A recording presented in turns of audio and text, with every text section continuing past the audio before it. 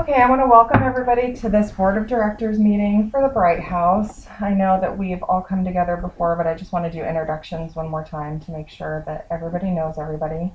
I'm Amber. I'm going to facilitate this task meeting. I'm Shannon. I'm Sabina. And I'm Dee Dee. Okay. So basically what's going on is that the Bright House has lost $10,000 from one of our grant sources. And so what we want to do is we want to figure out how we can re-raise the $10,000 or where we're able to make cuts in the agency. Because obviously it's a lot of money. We have gotten it every year for several years, and we want to be able to figure out avenues that we can either make cuts to or fundraising opportunities that we can present. Shannon, would you mind being the recorder and just writing down information for today's meeting? I can do that. Thank you. So I think what we'll use today we'll meet again on this topic, and today we're just going to kind of come up with some brainstorming ideas. First, I would like to assess the impact of the loss of funding.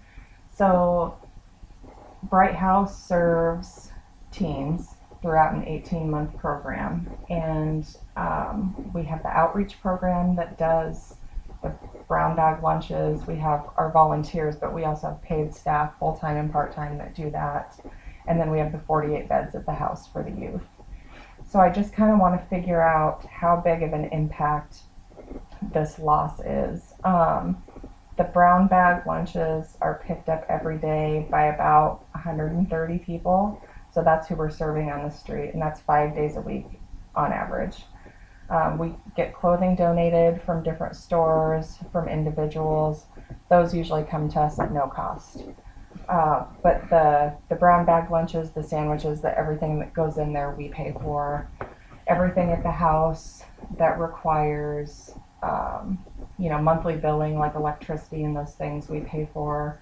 All of the staff that work there are paid. We don't have any volunteers working at the house right now. So I guess I want to know what are some ideas either for plans to cut programs or some ideas to increase funding, or what do we think is going to be the best avenue here? Well, I don't like the idea of cutting programs. Mm-hmm.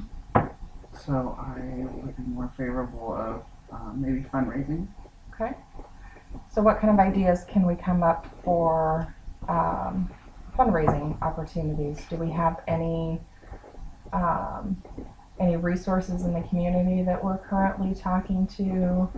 Anybody that has already given us an idea that they might be open to fundraising?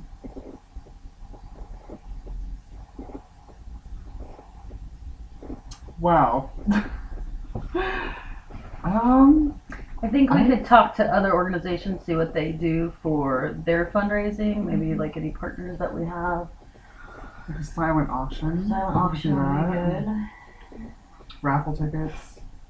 Okay. Are there anything that can not necessarily be cut, but that we can reduce to save funds in any certain areas that we can maybe cut back in a certain area rather than completely eliminate? What are some things that you think would be a good idea, or would be less impactful to cut back on? Dee Dee, it sounds like that's not something that you're willing to work with or willing to look at. You're more of a fundraising as opposed to a fund cutting, right?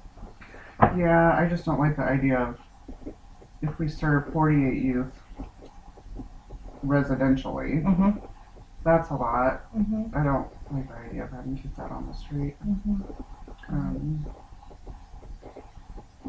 Yeah, our volunteers make up the outreach, so we can, I think we have 2 individuals who are paid who make up the outreach, and they're both part-time, and then the rest are volunteers in the outreach. But it sounds like you're saying you want to still be able to provide for those 48 beds at full capacity all the time without having to worry about cutting in any of those areas.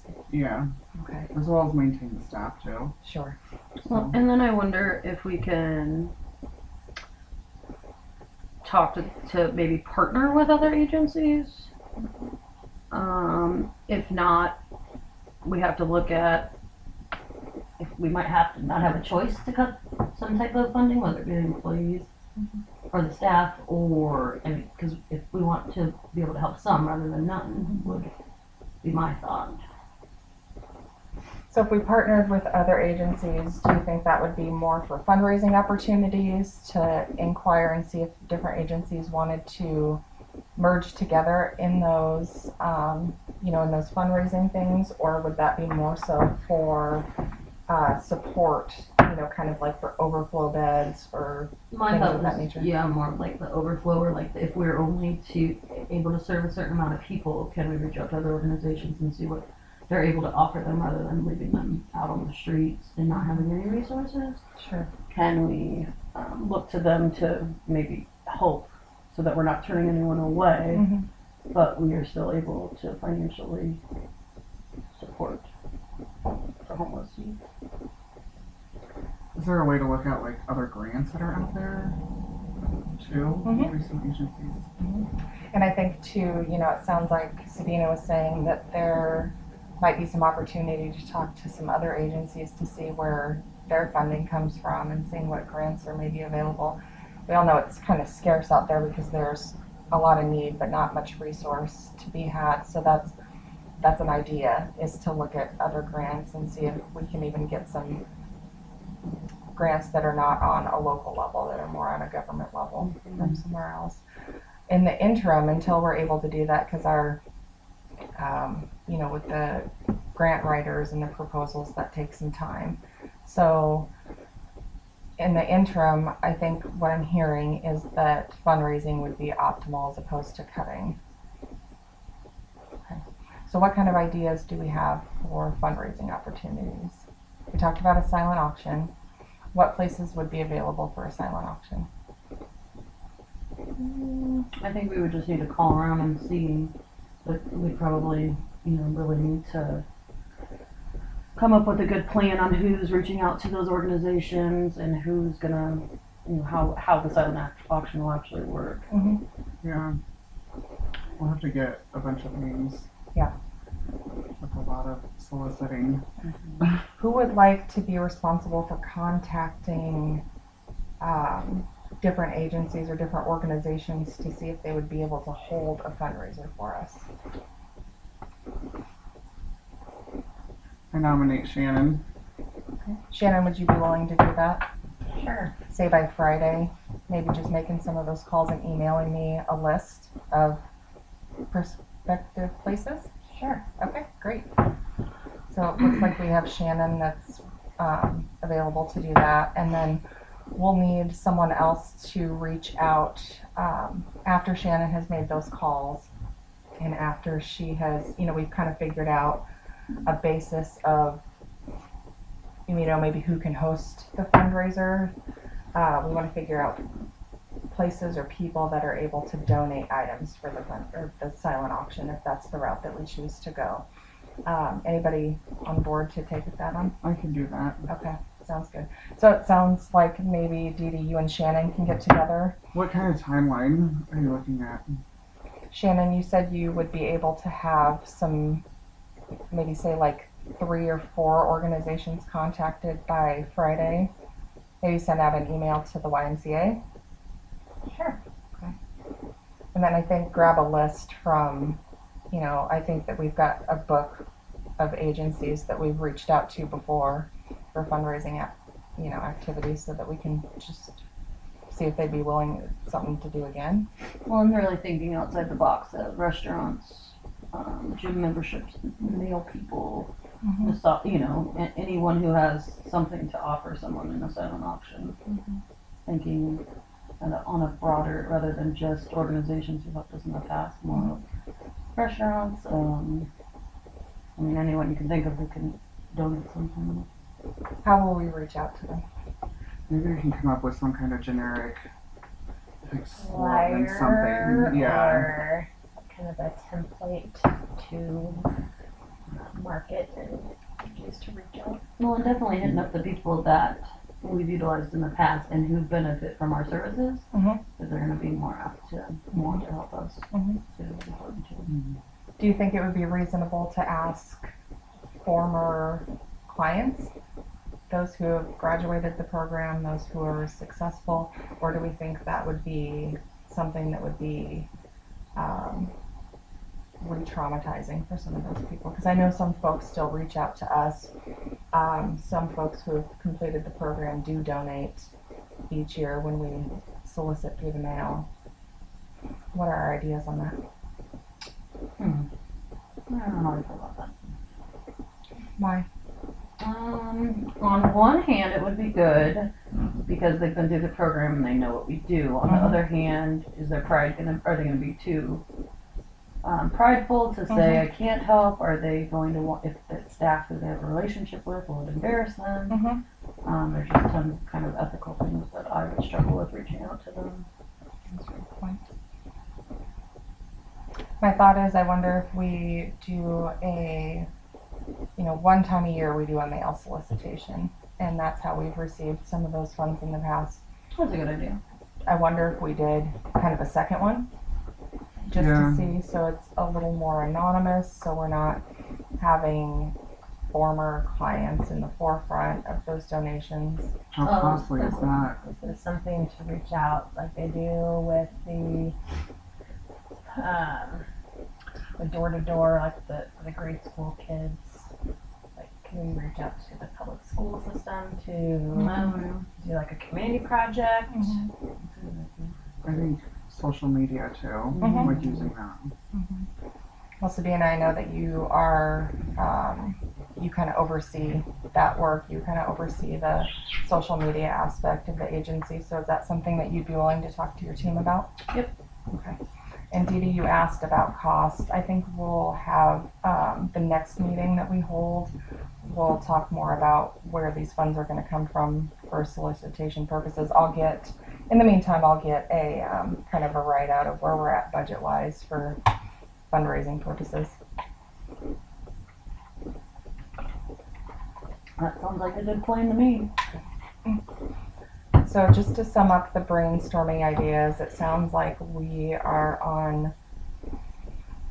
all agree that we want to look at fundraising activities as opposed to decreasing funding. We will need to, since those funds are accounted for the 2019 year already, and we have counted on those every year for several years, it sounds like we want to, we need to be raising at least $10,000. Yeah. So More if possible. Sure, yeah, that would be ideal. Yeah. So Shannon, you will be reaching out to some agencies via email. How can we help you get that information? Is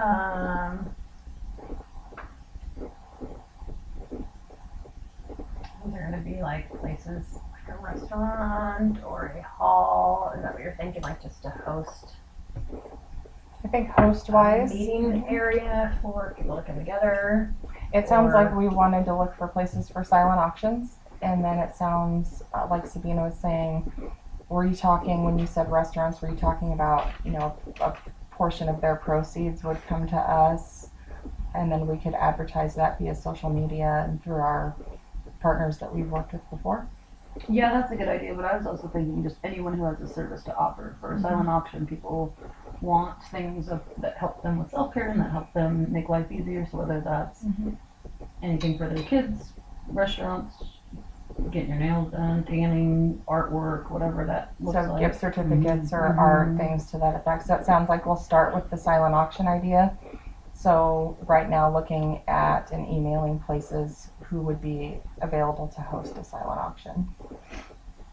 So could it be like indoor, outdoor, anything? Looking at this time of year, I mean, we've already sent out some solicitation stuff via mail for the holiday season, and we've received some back. I think if we're looking at, within the next 60 days to start advertising for this and to really start getting things going, we're probably going to want to look at something indoors, as it'll still, the weather might still be cold. What does everyone else think about what kind of venue we're looking at? Are there specific organizations or places that work with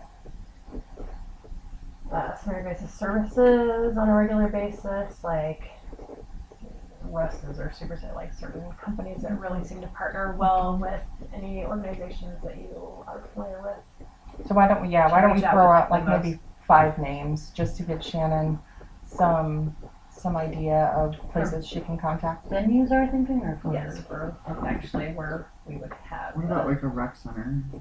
Okay. I think I did. I would say, like party rooms at restaurants.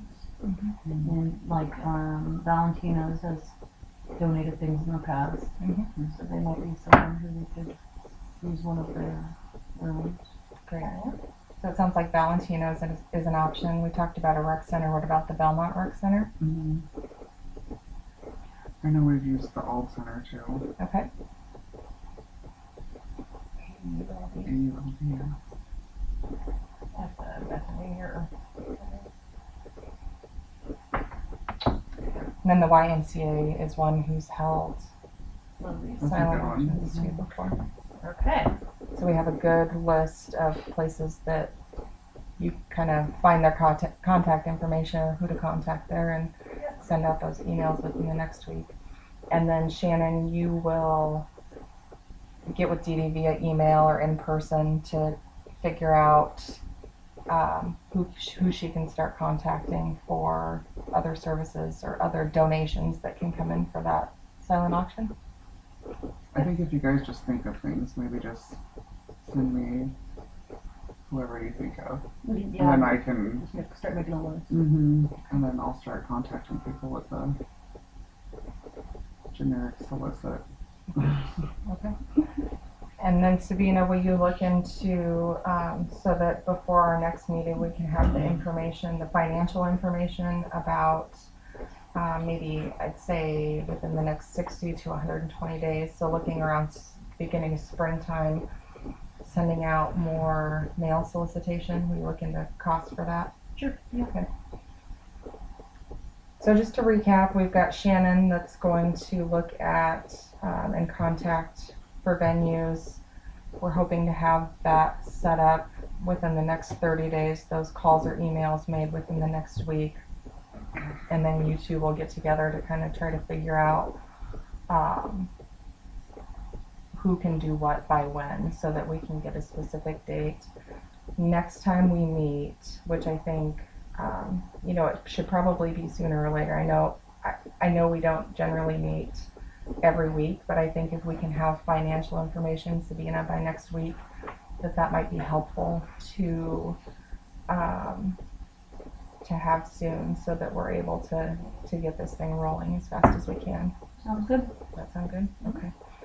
So we'll meet next Friday at 10 a.m. Does that work with everyone's schedule? Works for me. Yeah.